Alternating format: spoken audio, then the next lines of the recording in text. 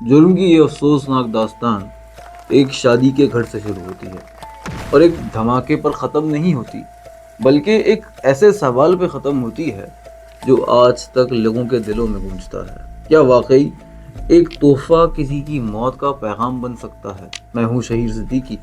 आप देख रहे हैं डार्क डिकोड पर 3 कत्ल की लर्ज़ाखेज़ वारदात। मैं आज आपको दी पार्सल बॉम्ब केस के वो सनसनीखेज दास्तान सुनाऊंगा जिसने खुशियों के घर को हसद और इंतकाम से राख बना दिया। अगर आपको क्राइम स्टोरीज पसंद हैं तो वीडियो को लाइक, शेयर और सब्सक्राइब करना मत भूलिएगा और कमेंट्स में ज़रूर बताएं कि आप इस केस के बारे में क्या सोचते हैं। उड़ीसा के ज़िले पटनागढ़ में एक घर था, साहू मैंशन। ये कोई महल नहीं था, लेकिन इसके अंदर मोहब्बत थी, खुशियों की दौलत और तालीम का जेवर था। वो 2018 के फरवरी का महीना था और तारीख थी 18। पूरा घर रोशनियों से जगमगा रहा था। दरवाज़ों पर फूलों की लड़ियां थीं, मेहमानों की हंसी गूंज रही थी, कहकहे और मजाक जारी था। कज़न्स दुल्हा को तंग कर रहे थे। घर की दीवारों पर बड़े हरूफ में लिखा था, सोमिया वेड्स रीमा।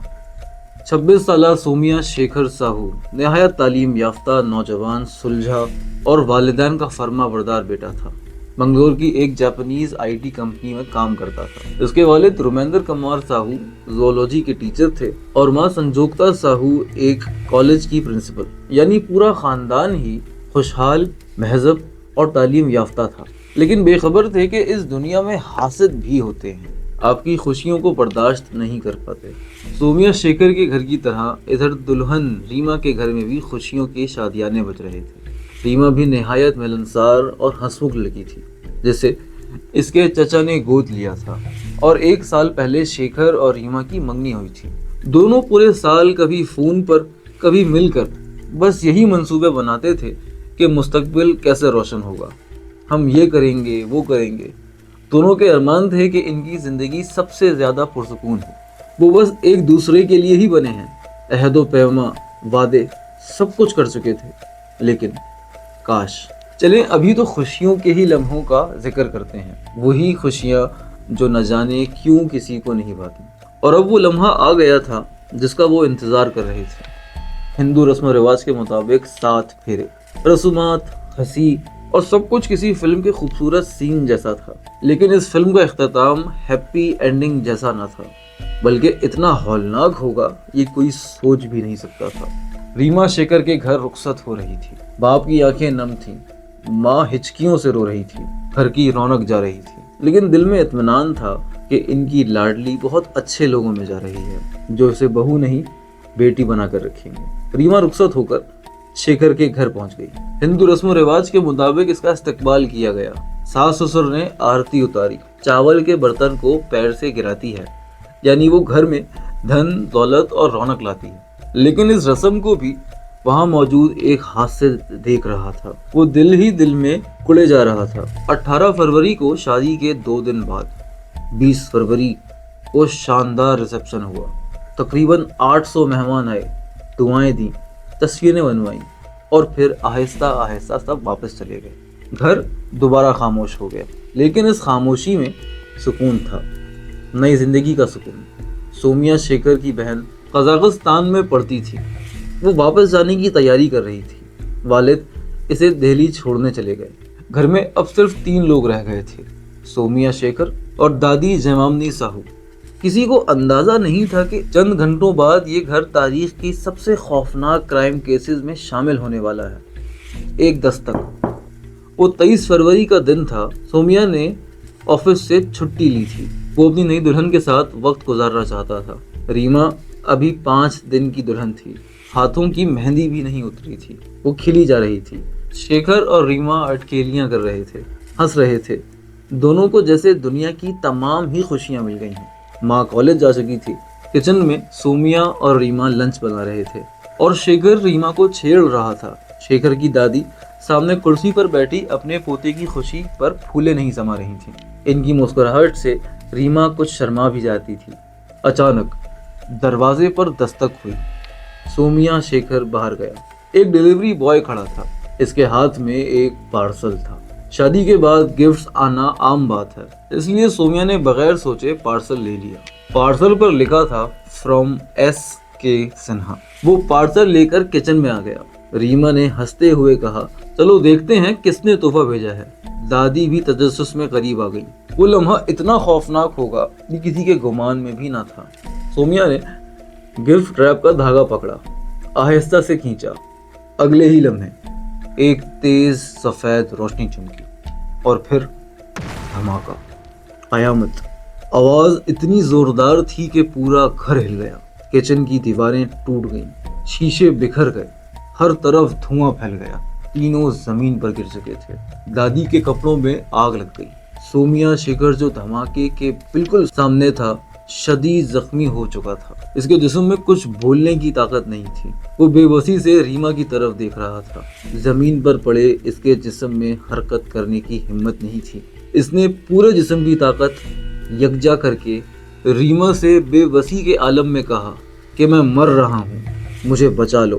یہ اس کے آخری الفاظ تھے۔ لیکن ریما خود زمین پر شدید زخمی حالت میں پڑی تھی۔ وہ بھی بے بسی کی تصویر بنی اپنے سرتاج نئی زندگی کے ساتھی کو بس تک رہی تھی۔ اس کے کان سننا چھوڑ چکے تھے، آنکھوں کے سامنے اندھیرا تھا۔ پڑوسی دوڑ کر آئے، ایمبولینس بلائی، مگر راستے میں ہی دادی دم توڑ گئیں اور ہسپتال پہنچ کر سومیا شیکھر ساہو بھی دم توڑ گئے۔ راز کھلنے لگا، پوسٹ مارٹم رپورٹ آئی اور ایک چونکا دینے والی حقیقت سامنے آئی۔ ریما کے زخموں سے بارود کی بو آ رہی تھی۔ یہ حادثہ نہیں تھا، یہ بم دھماکہ تھا، یعنی کسی نے شادی کے تحفے کے اندر بم رکھ کر بھیجا تھا۔ پولیس حرکت میں آئی، تفتیش شروع ہو گئی۔ ریما کے ایکس بوائے فرینڈ پر شک ہوا کیونکہ اس نے پہلے دھمکی دی تھی، مگر وہ بے گناہ نکلا۔ پارسل ایک کوریئر کمپنی سے آیا تھا، لیکن سینڈر کا نام جعلی تھا۔ سی سی ٹی وی وہ خراب تھے۔ کیس ایک اندھی گلی میں پھنس گیا۔ پھر ایک دن پولیس کو ایک گمنام خط ملا۔ اوپر لکھا تھا امپورٹنٹ لیٹر۔ خط میں پارسل کے سینڈر کا نام لکھا تھا، ایس کے سنہا۔ اس خط میں ایک ہولناک واردات کی طرف اشارہ دیدہ کیا گیا تھا۔ مجرم اپنے ہی جال میں پھنس چکا۔ پولیس فوراً سمجھ گئی یہ خط قاتل نے خود لکھا ہے، کیونکہ اس میں ایسی تفصیلات تھیں جو صرف مجرم کو معلوم ہو سکتی ہیں۔ اصل مجرم تھا کون؟ تحقیقات آگے بڑھیں، فون ریکارڈز، کمپیوٹرز ڈیٹا، سفر کی تفصیلات، اور پھر ایک نام سامنے آیا، پونجی لال مہر، جیوتی وکاس کالج کا پرنسپل، وہی کالج جہاں سومیا کی ماں کام کرتی تھی۔ پولیس نے اسے گرفتار کیا۔ پہلے وہ انکار کرتا رہا، مگر آخرکار وہ ٹوٹ گیا۔